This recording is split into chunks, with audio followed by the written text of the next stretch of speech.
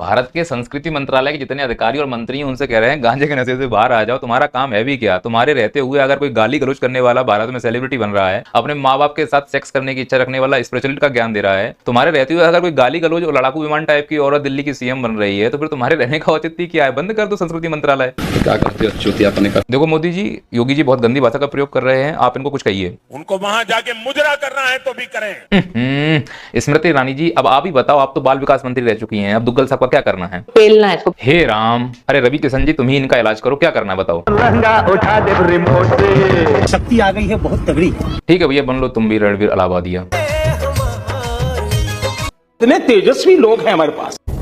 हम 24 साल तक साइकिल नहीं खरीद पाए थे भाई। तो क्या उसका बदला पूरे भारत से लोगे क्या आप।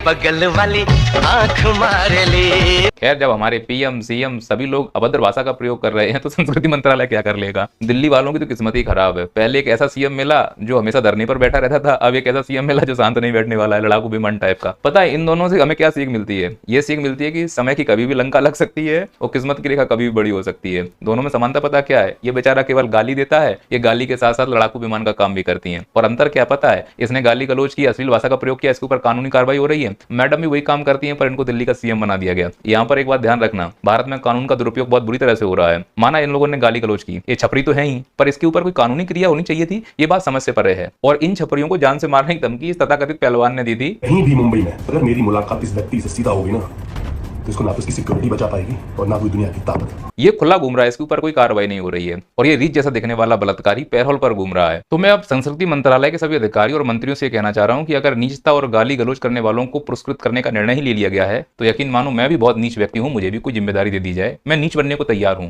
थक गया हूं पढ़ा लिखा के। अब कितने शानदार विचार रखते हैं जी। आप भी लगा के देखिए, मजा आ जाएगा।